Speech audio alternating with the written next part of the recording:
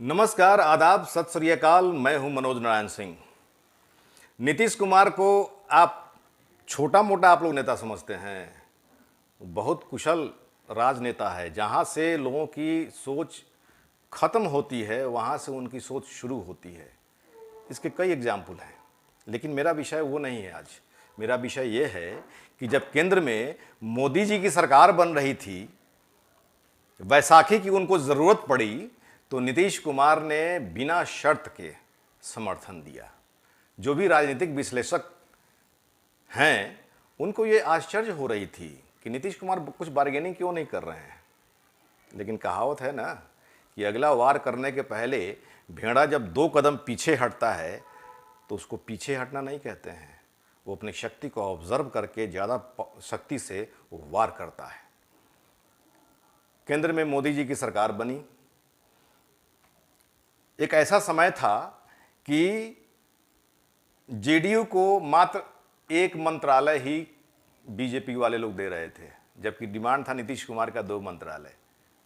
नहीं बात बनी, नीतीश कुमार ने छोड़ दिया, नहीं लिया, एक भी मंत्री पद नहीं लिया। बोला कि बिना शर्त मेरा समर्थन रहेगा। लेकिन अब की बार उन्होंने कोई प्रस्ताव नहीं दिया, कोई अपना समर्थन, कोई भी अपना डिमांड उन्होंने नहीं रखा। जो भी मोदी जी को लगा वो मंत्री पद मिला, वो विभाग मिला, मंत्री की संख्या मिली, जो कुछ भी हुआ, नीतीश कुमार ने सीधे बोला कि मैं समर्थन दे रहा हूं, आप सरकार बनाइए और मजबूती से बनाइए। क्या समझ रहे हैं कि नीतीश कुमार कच्चा खिलाड़ी हैं? और बीजेपी वाले लोग काफ़ी खुश हो रहे थे। मोदी के शपथ ग्रहण से लौटने के बाद में सम्राट चौधरी का बयान था कि एनडीए बिहार विधानसभा चुनाव नीतीश कुमार की अगुवाई में लड़ेगी। लेकिन उसका अब जो ट्रेलर है दिखना शुरू हो गया है इस मामले में कि अगला साल बिहार विधानसभा चुनाव होना है। और बिहार विधानसभा चुनाव में जो पहले की जो ताकत थी नीतीश कुमार की, वो लौटाने के चक्कर में है। वो चाहते हैं कि बिहार में अपनी जो शक्ति पहले वाली थी वो शक्ति में हम फिर आएं। चर्चा होने लगी है, बिसात बिछनी शुरू हो गई है। जेडीयू ने अपने कार्यकारिणी का गठन कर लिया और पूरे दमखम के साथ अपना जमीनी जो भी प्लानिंग होती है शुरू कर दी है। जेडीयू की कमान नीतीश कुमार खुद अपने हाथ में लिए हुए हैं और कोई कसर नहीं छोड़ेंगे। अब की बार केंद्र की राजनीति में नीतीश कुमार ने बिना शर्त बीजेपी वाले लोगों को समर्थन किया। और यहां तक भी कि एनडीए अलायंस में उपेंद्र कुशवाहा को एक सीट लोकसभा में मिला था, वो चुनाव हार गए। बीजेपी वाले लोगों ने प्रस्ताव दिया नीतीश कुमार को कि आप जेडीयू कोटे से उपेंद्र कुशवाहा को राज्यसभा भेज दीजिए। नीतीश कुमार ने मान लिया। तो क्या नीतीश कुमार बुड़बक हैं? जी नहीं, वो अपना टारगेट रखे हुए हैं बिहार, कि बिहार में अपनी क्षमता को डेवलप करना है, पहले वाली स्थिति में आनी है। ये तो तय है कि एनडीए में ही नीतीश कुमार रहेंगे। मौजूदा समय में जो भी परिस्थितियां हो रही है, और रहेंगे भी क्यों नहीं, जो केंद्र में जो उन्होंने समर्थन दिया है, बिना शर्त का समर्थन दिया है, जो कुछ भी त्याग किया है उन्होंने, वो क्या छोड़ देंगे? उसका फल नहीं खाएंगे, उसके फल का स्वाद नहीं चखेंगे? जरूर चखेंगे। तो ये चर्चा हो रही है कर्जकर्ताओं के बीच में कि 135 सीट का डिमांड जेडीयू करेगी और बड़े भाई की भूमिका में रहेगी।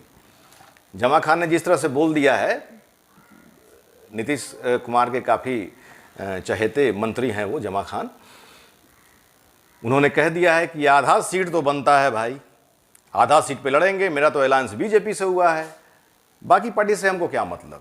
बीजेपी ने अलायंस किया है हम पार्टी से, चिराग पासवान की पार्टी से, उपेंद्र कुशवाहा की पार्टी से अपना, बीजेपी अपने सीट से जो उसका कोटा जो मिलेगा, जो सीट मिलेगा उसमें से अपना देगी। मेरा तो जो भी सीट का बंटवारा होगा वो बीजेपी से होगा। कार्यकर्ताओं में ये इस बात की चर्चा हो रही है कि फिर पुराने फॉर्म में आना है। परिणाम क्या होगा वो तो आने वाला समय बताएगा। लेकिन सीट के बंटवारा को लेकर के एनडीए में नीतीश कुमार बड़े भाई की भूमिका में रहेंगे। और इस कार्यकर्ताओं का ये भी दलील है कि जो लोकसभा चुनाव हुआ, उस लोकसभा चुनाव में 74 विधानसभा क्षेत्र में जेडीयू की बढ़त रही है और 68 पर बीजेपी की बढ़त रही है।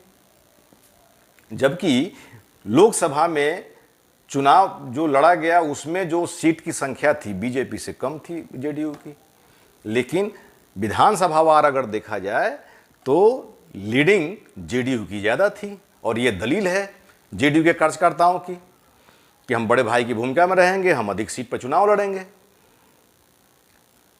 और जो जेडीयू का कहना है कि मेरा अलायंस बीजेपी से हुआ है, अभी कुछ दिन पहले बाल संरक्षण आयोग में या 20 सूत्री में जो भी सदस्य भरे गए हैं या अध्यक्ष भरे गए हैं, ये मात्र जेडीयू और बीजेपी के ही लोग भरे गए हैं, एनडीए अलायंस के बाकी लोगों के नहीं भरे गए हैं। तो फिर अब चिराग पासवान की पार्टी का क्या होगा, हम का क्या होगा, उपेंद्र कुशवाहा की पार्टी का क्या होगा, अभी बीजेपी जाने। हालांकि चिराग पासवान ने तो डिमांड कर दिया है कि 40 सीट पे हम चुनाव लड़ेंगे, जिला में कम से कम 1 सीट चाहिए, इस हिसाब से 38 सीट बनता है। जो खबरें आ रही हैं कि मटिहानी और शेखपुरा में उन्होंने अपना कैंडिडेट भी फाइनल कर लिया है। लेकिन हालांकि जेडीयू ने अपना ट्रेलर दिखाना शुरू कर दिया है इस मामले में कि झारखंड में भी चुनाव होना है और दिल्ली में भी चुनाव होना है। दिल्ली में 4 सीट का डिमांड कर दिया और झारखंड में 10 सीट का डिमांड कर दिया है जेडीयू ने। वो मिले नहीं मिले उसका कोई ये अलग बात है, लेकिन बिहार की बात करें तो जितना नीतीश कुमार ने त्याग किया है केंद्र की राजनीति में, केंद्र की राजनीति के लिए बीजेपी के लिए त्याग किया है, उसका भरपाई बीजेपी नीतीश कुमार बिहार में वो करेंगे ही करेंगे। कार्यकर्ताओं का साफ तौर पे कहना है कि 135 सीट पर चुनाव लड़ेंगे, लेकिन on the camera, face to camera जो है जमा खान ने कह दिया कि आधा सीट तो मेरा बनता है भाई, मेरा तो अलायंस बीजेपी से है, आधे सीट पे हम चुनाव लड़ेंगे। तो यहाँ पर सीटों को लेकर के जो है जो अभी प्लानिंग चल रही है, इसमें जो मौजूदा समय में जो परिस्थितियाँ चल रही है इसके मुताबिक जेडीयू बड़े भाई की भूमिका में रहेगी। और बीजेपी वाले लोग क्या समझ रहे थे कि बिना शर्त के जो है नीतीश कुमार जो बीजेपी कह रही है वो मान ले रहे हैं, क्या नीतीश कुमार बुड़बक हैं? वो जो है अपना चक्रव्यूह रच रहे थे बिहार के लिए। उनको दिखाई दे रहा था मछली का आंख मतलब बिहार, केंद्र में जो आपको करना हो करिए, बिहार में मैं जो चाहूँगा सो होगा। और उनका दावा सही भी होगा और बीजेपी को मानना भी होगा। वो समय कहेंगे कि केंद्र की राजनीति में आप लोगों ने जो कुछ भी किया मैंने उसमें समर्थन किया। बिहार में जो कुछ भी होगा मेरे मन के मुताबिक होगा। अभी आने वाला वक्त बताएगा कि क्या होगा, लेकिन नीतीश कुमार का चक्रव्यूह है।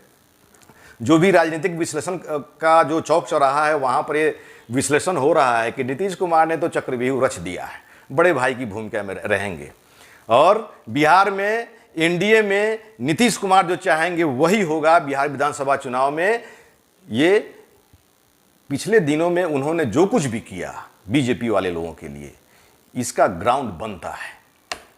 बहरहाल इस पूरी खबर के लिए आपकी क्या राय है, आप कमेंट्स बॉक्स में ज़रूर मैसेज करिए।